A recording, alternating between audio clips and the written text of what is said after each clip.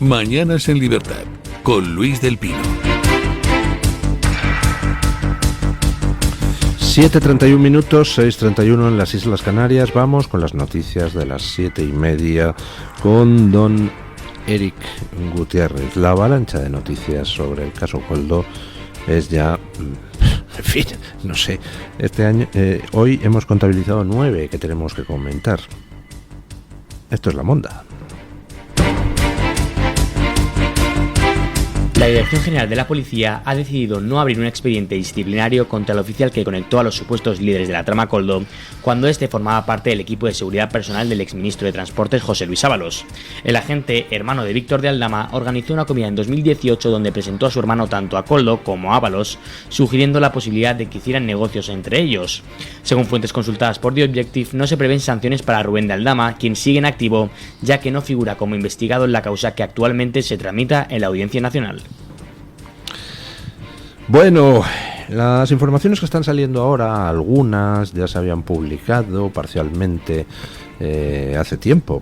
Lo que pasa es que ahora pues todo adquiere una nueva dimensión al ponerlo en el contexto amplio de la trama y se van añadiendo detalles. Resulta que el que hizo posible que Koldo y Ábalos entraran en contacto con Aldama y se montara toda esta especie de macrotrama de corrupción fue el hermano de Aldama, que resulta que era policía. Oiga, es muy útil eso. Imagínate, eres Al Capone, vas a montar pues una mafia en torno a una destilería ilegal de whisky y la extorsión a los empresarios italianos del barrio.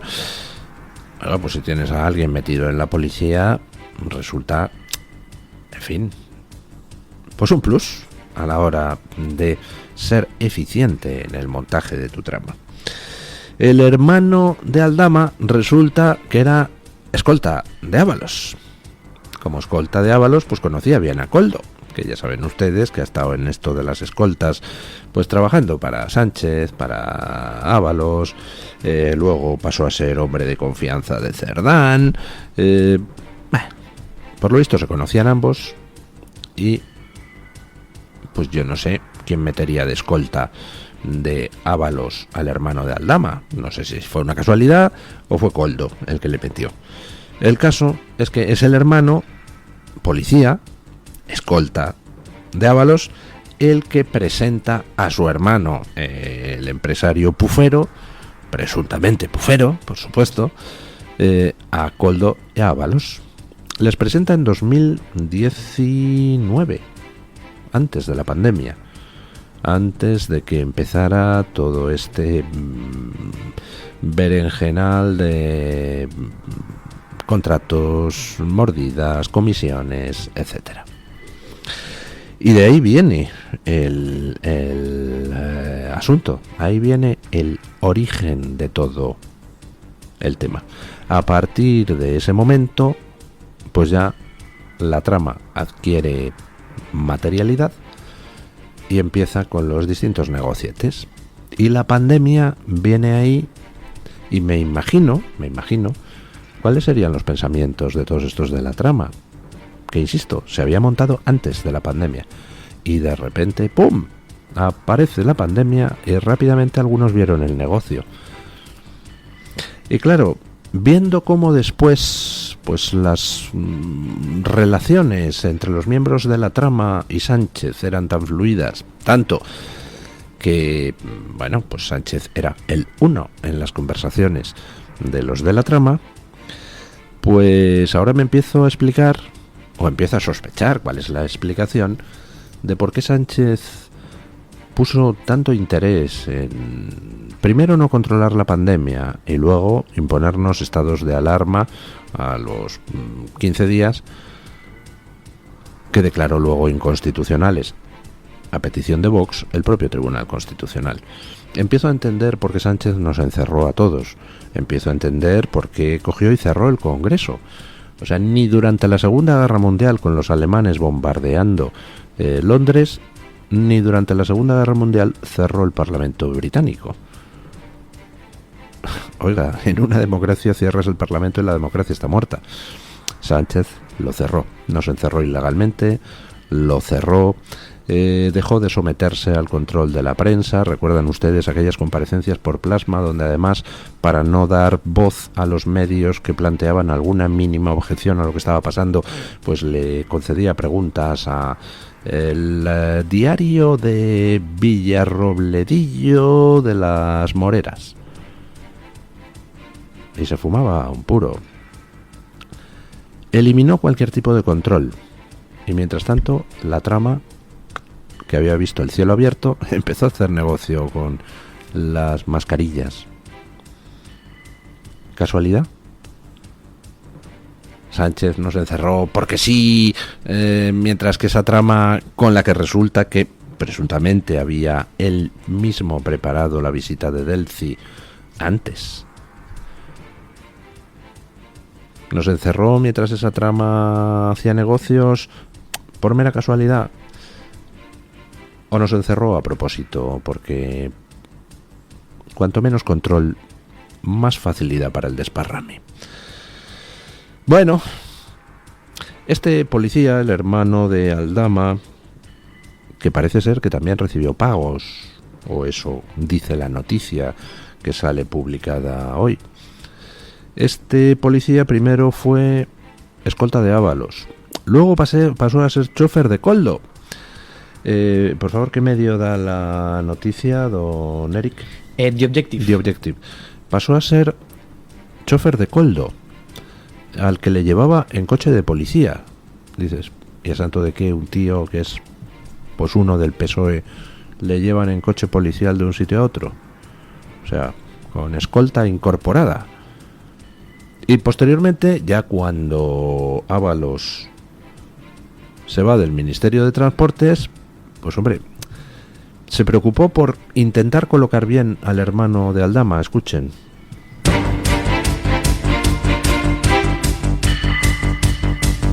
El Ministerio del Interior rechaza investigar si Koldo intervino para facilitar la colocación del hermano de Aldama en una embajada. En el centro de la polémica están los puestos diplomáticos en Rusia, ocupado por el hermano de Aldama, y en Venezuela, donde fue destinado Rubén Villalba, el comandante detenido en relación con la trama de corrupción. La negativa del ministerio, liderado por Fernando Grande Marlaska, se ha producido tras una pregunta del Partido Popular al gobierno, en la que exigían aclaraciones sobre las recientes informaciones vinculadas al caso Koldo. En concreto, el PP quería saber si el exasesor de José Luis Ábalos había influido en la designación de determinadas personas para ocupar cargos en embajadas. El ministerio ha respondido rápidamente afirmando que ni la Secretaría de Estado de Seguridad ni sus órganos directivos han mantenido contacto alguno con el señor Koldo García para destinar a ningún miembro de las fuerzas y cuerpos de seguridad del Estado en embajadas. Además, han subrayado que la información publicada en los medios no se ajusta a la realidad, por lo que no se abrirá ninguna investigación interna.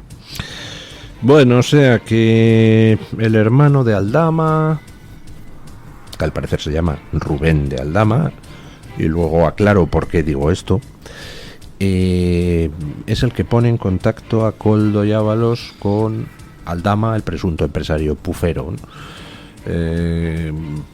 Estaba de escolta de Ábalos, luego pasó a ser chofer de Koldo, y después de irse Ábalos del Ministerio de Transportes, Koldo medió para intentar colocar al hermano de Aldama en la embajada de Rusia. Bueno, no es el único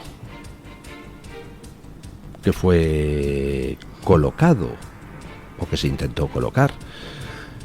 Al comandante detenido, comandante de la Guardia Civil, detenido como miembro de la trama porque se dedicaba a, por ejemplo, a avisarle a Aldama de que estaba siendo objeto de investigación por parte de Hacienda, pues a ese le colocaron en la embajada de Venezuela. Vaya, hombre, qué casualidad, para mediar con ese gobierno al que pertenece la amiga Delcy. Para estar allí, pues no sé, supongo yo que tener un contacto más directo para cosas que haya que hablar vis a vis. Curiosamente, el hermano de Aldama se llamaba Rubén, el colocado en Venezuela se llamaba Rubén, y no son los dos únicos Rubénes. Para mi sorpresa, hay un tercer Rubén que sale a la palestra. A estos les gustaban los miembros de las fuerzas de seguridad que se llamaran Rubén. Alguien debería explicar, debería tratar de encontrar una explicación psicológica al asunto. Escuchen esta otra noticia. Aparece otro nombre en los informes de la UCO entre los investigados por haber sido colocados por José Luis Ábalos y su entorno más cercano. Se trata de Rubén Eladio, inspector de la policía al que Ábalos, entonces ministro de Transportes, fichó para un puesto clave de seguridad tras la llegada de Delcy Rodríguez a Barajas y que también ha sido vinculado con Marruecos. Después del Delcy Gate, Ábalos intervino para sustituir al coronel de la Guardia Civil que había ocupado el cargo del director de la Unidad de Emergencias y Coordinación y Gestión de Crisis desde 2012, colocando en su lugar a Rubén Eladio, una persona cercana a Koldo García. Durante su mandato, Eladio habría viajado a Marruecos y se hospedó en el lujoso hotel de 5 estrellas de la Mamounia en Rabat, donde, según el Confidencial, se reunió con una figura clave de los servicios de inteligencia marroquíes. Según esta fuente, se trataba de Ahmed Charay, un empresario descrito en la publicación como agente de los servicios de inteligencia de Marruecos. Vaya. Resulta que Ábalos llega al ministerio, hay un gabinete de coordinación de crisis que está... el responsable es un coronel o comandante de la Guardia Civil. Ábalos se le pule y pone a otro policía llamado Rubén. Es una constante esto de los policías o miembros de las fuerzas de seguridad llamados Rubén en esta trama. Le pone en sustitución del comandante de la Guardia Civil al que acaba de quitar, y resulta que este policía que pone también era amigo de Koldo. Koldo debía de conocer a todos los policías del mundo mundial y con algunos parece que tenía una relación estrecha. Ya saben que Koldo empezó en el mundo de los locales de alterne como portero. De ahí debió dar el salto al mundo de la seguridad y trabar contacto con distintos miembros de las fuerzas de seguridad. No lo sé, no tenemos por el momento datos para ver cómo fue esa transición, pero tiene su miga, tiene materia para una novela, esa conversión de Koldo en el conseguidor amigo de todos los policías que se llamaran Rubén. Bueno, el caso es que Ábalos pone a este policía amigo de Koldo llamado Rubén a llevar ese gabinete de crisis que desde 2012 estaba llevando un coronel de la Guardia Civil, al que Ábalos se pule, y ese policía resulta que hace un viaje a Marruecos invitado por la inteligencia marroquí, se hospeda en un hotel de lujo ahí en Marruecos. No se han dado explicaciones del por qué esa visita, pero vamos...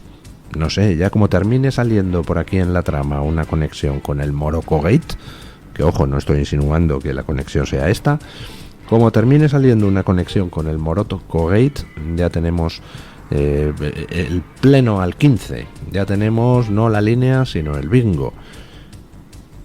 ¿Qué hacía el policía que Ábalos había nombrado para el gabinete de crisis del Ministerio de Transportes yendo a hablar con la inteligencia marroquí a Marruecos? ¿Hay algún informe de esa reunión? ¿Nos pueden decir de qué trataron?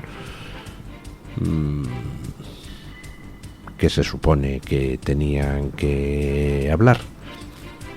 ¿Y por qué con la inteligencia marroquí y no con el gobierno de Marruecos? No sé, si estás en el Ministerio de Transportes, tienes un alto cargo, pues bueno, me entra dentro de lo normal que te reúnas con el Ministerio de Transportes marroquí, o que te reúnas con el primer ministro marroquí si quieres, pero ¿por qué con alguien del servicio de inteligencia marroquí? ¿Qué tenían que tratar? Interesante esta derivada, ¿verdad? Bueno, ya saben ustedes, 20 de octubre tienen una cita en la Plaza de Castilla a las 12, escuchen. El Partido Popular y Vox se unen a la manifestación de este domingo 20 de octubre en la Plaza de Castilla de Madrid para pedir elecciones generales anticipadas. La concentración ha sido promovida por la organización Plataforma por la España Constitucional, conformada por más de un centenar de asociaciones constitucionalistas. El partido que preside Santiago Abascal ha anunciado abiertamente su adhesión a la convocatoria. Ha sido el secretario general Ignacio Garriga quien ha llamado a acudir para defender una España unida, segura y próspera. También lideramos y estuvimos con los españoles en la calle en muchísimas ocasiones. Y es por ello que hoy quiero anunciarles que nosotros vamos a apoyar, nos vamos a adherir a esta convocatoria de la sociedad civil que llama a los españoles a salir a la calle el próximo 20 de octubre a las 12 del mediodía en Plaza de Castilla. Hemos estado siempre en la calle y también animamos a los españoles a estar el próximo domingo. Por parte del PP, a pesar de no haber realizado declaraciones públicas, fuentes de la organización de la manifestación han confirmado a The Objective que cuentan con el apoyo de los populares. Bueno, pues me alegra que ambos partidos que no son Sánchez se adhieran a la manifestación, hombre, se agradecería un comunicado explícito por parte del PP, más que nada para animar a toda la gente, a todos los votantes del PP a acudir. La manifestación pues tiene por objeto una cosa, que es pedir que se convoquen elecciones generales y que se convoquen cuanto antes. Sánchez ya está rodeado por la corrupción hasta extremos insoportables. Cada vez hay más datos de la implicación no ya de numerosos de sus ministros, sino del propio Sánchez en actividades presuntamente criminales. Cada vez está más acreditado que estamos ante una auténtica organización criminal en el sentido penal del término. Todo esto, claro, de forma presunta, oiga, a la luz de las informaciones. Y, por tanto, pues España estaría presuntamente gobernada por el líder de una organización criminal. España no se merece eso, ni puede permitírselo. Tenemos suficientes problemas en España como para estar gobernados por el líder de una presunta trama corrupta. Sobre todo porque cuando este tipo de personajes se ven acosados por la realidad, es decir, cuando empieza a salir toda la porquería a flote, pues siempre tienen la misma reacción: buscar enemigos exteriores, huir hacia adelante, achacar todo a una conspiración judeo-masónica internacional, ese tipo de cosas. Y Sánchez le estamos viendo todos los síntomas de esa huida hacia adelante. Vemos a un Sánchez cada vez más alejado de la calle. Ya en el último desfile del 12 de octubre, pues vamos, al público le colocaron pues poco más y le colocan en Guadalajara para que no se oigan los abucheos a Pedro Sánchez. Aún así, pues la gente no se privó de abuchear todo lo que pudo. Lo que pasa que la lejanía del público pues permite que los medios adictos no capten los abucheos. Estamos viendo un Sánchez cada vez más alejado de la gente de la calle por temor a sus reacciones. Vemos a un Sánchez buscando a un enemigo exterior en Israel, que es precisamente el país que está combatiendo a los terroristas más despiadados que hemos visto en los últimos decenios. Estamos viendo cómo Sánchez trata de reactivar el comodín de Franco. O sea, está ya completamente ido, está fuera de la realidad. Y eso es un problema para el país. No se puede permitir tener a un gobernante así, porque los países tienen problemas.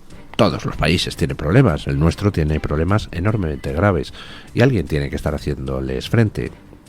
Y no puede hacerles frente un señor que está cercado por la corrupción y que además, al estar en huida hacia adelante, de lo único que se preocupa su mente es de ver cómo se zafa de las acusaciones y cómo puede hacer para dar una patada a seguir al balón, como se dice en términos de rugby. El país no aguanta más, la gente no aguanta más, y hay que hacérselo saber a Sánchez. Afortunadamente parece que el domingo 20 de octubre pues no va a haber lluvia, así que será un excelente momento para estar en la Plaza de Castilla de Madrid. Hoy les hemos preguntado en nuestra libre encuesta si piensan ustedes acudir, si les gustaría acudir pero no pueden, por ejemplo porque tengan un compromiso ese día o porque vivan muy lejos, si no van a acudir o si aún se lo están pensando. Participen en nuestra libre encuesta y háganos saber qué es lo que piensan hacer ustedes. Bueno, y tenemos una noticia bomba para terminar este bloque informativo. Von der Leyen se ha hecho de Vox. Escuchen. La presidenta de la Comisión Europea, Ursula von der Leyen, ha propuesto la creación de centros de deportación para inmigrantes ilegales fuera de la Unión Europea, una medida que se alinea con la iniciativa del gobierno de Giorgia Meloni en Italia, que sugiere establecer dichos centros en Albania. Von der Leyen presentará esta propuesta en la cumbre de líderes de la Unión Europea que se celebrará mañana en Bruselas, con el objetivo de explorar posibles soluciones a la crisis migratoria que afecta al continente. Además, abogará por acelerar las expulsiones con una estrategia que ya están implementando países como Francia, Italia y Alemania. En una carta dirigida a los 27 Estados miembros, la presidenta de la Comisión Europea destacó el acuerdo entre Italia y Albania como un ejemplo práctico, señalando que se pueden extraer lecciones de esta experiencia. Otra de las propuestas que defenderá es la mayor aplicación de fuerza y rapidez en la expulsión de personas condenadas por delitos o consideradas una amenaza para la seguridad. Bueno. Hace 2 años, Vox propuso exactamente esta medida, entre otras. Ayer Samuel Vázquez, que tiene la cuenta @GuidoPrincesa en Twitter, pues difundía el vídeo de la intervención junto con Jorge Buxadé en el grupo ECR, ante el grupo ECR en Europa, donde defendían, por ejemplo, esta medida. No es la única medida que Vox pide en relación para el trato del problema migratorio, pero esta es una de las medidas que Vox pedía. Pero Vox, hombre, es un partido fascista, xenófobo, racista, antipático, ¿verdad? Pues vaya, von der Leyen resulta que ha terminado asumiendo esa medida que, si la pone sobre la mesa Vox, resulta que es, pues no sé, el paradigma de la xenofobia. ¿Qué está pasando en Europa? Estamos viendo cómo en Alemania se han implantado controles fronterizos y se empieza a rechazar en frontera a la gente que intenta entrar. Hemos visto que en Francia el nuevo gobierno de ese Macron, que decía que había que parar a la ultraderecha, pues ya está proponiendo endurecer la política migratoria e incluso pues amenaza con hacer un referéndum nacional en Francia sobre el tema migratorio. Estamos viendo cómo Giorgia Meloni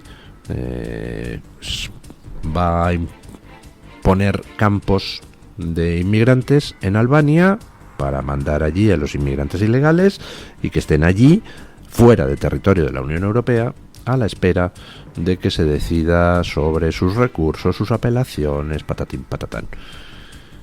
Y ahora se suma von der Leyen.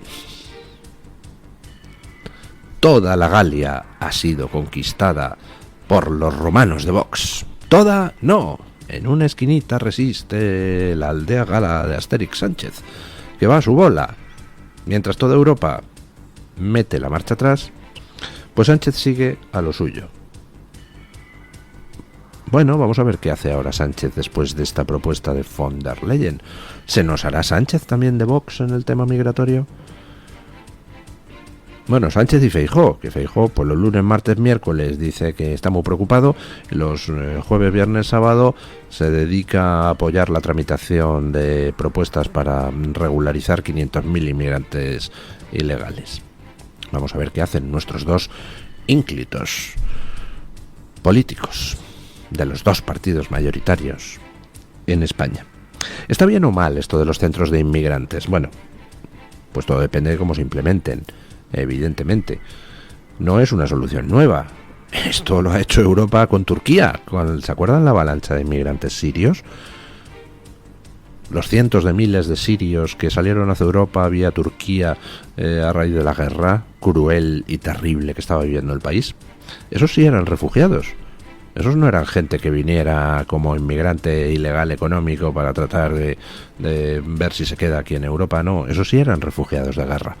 Y lo que Europa hizo, recuerden, Angela Merkel, fue pagar al gobierno turco para mantener a todos esos refugiados sirios, o al menos a la mayor parte posible, en territorio turco. Eso con gente que sí eran refugiados, ¿eh?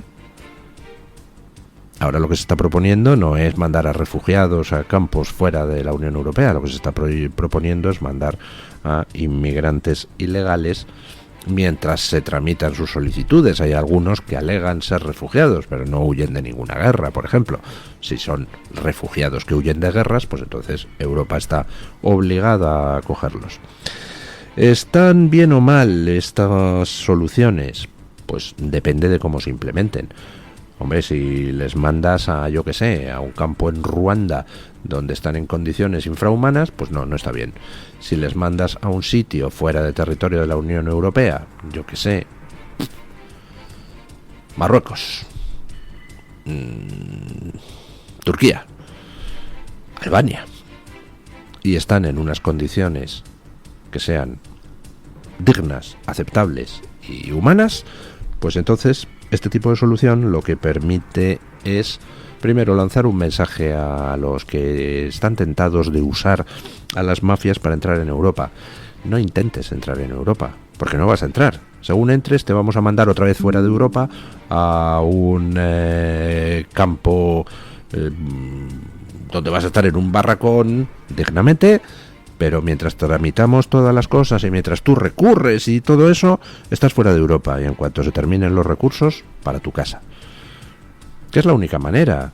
O disuades a quienes emprenden el viaje con las mafias, o no hay nada que hacer. Lo que pasa es que no es la única medida. Esto debería ir acompañado de otras medidas. Ni un euro a ONGs. Ni uno. Porque hay gente haciendo su agosto con el tráfico de seres humanos. Gente que encima tiene el morrazo de decir que actúa por caridad. No actúan por caridad, actúan por dinero. Bueno, vamos con doña Rebeca Crespo para ver qué trae hoy la Gaceta en portada. Buenos días, doña Rebeca. ¿Qué tal? Muy buenos días, don Luis, y feliz miércoles para todos los oyentes de Mañanas en Libertad. Este miércoles en Gaceta.es, Unai Cano nos habla de cómo los servicios secretos alemanes han abierto la puerta a la ilegalización de la derecha soberanista de AfD tras sus éxitos electorales.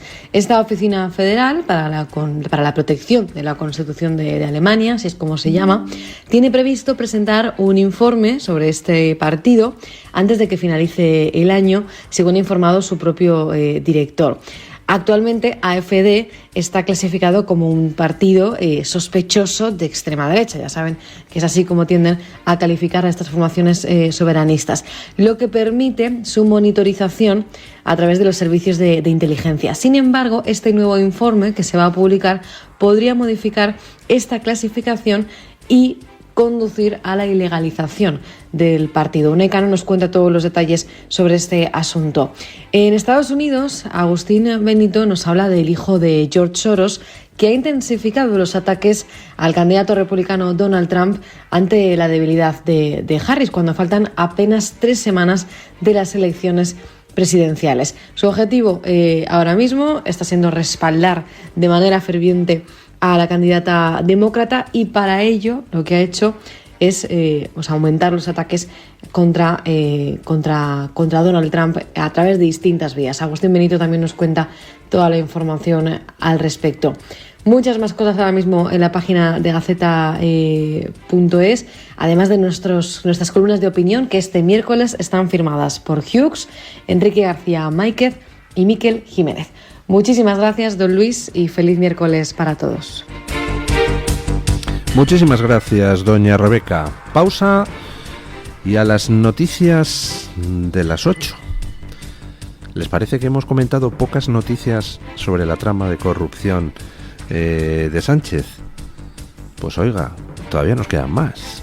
Esto es un no parar. Y además vamos a comentar que al pobre Pablo Iglesias le va a tocar pagarle 12.000 pavos a Eduardo Inda.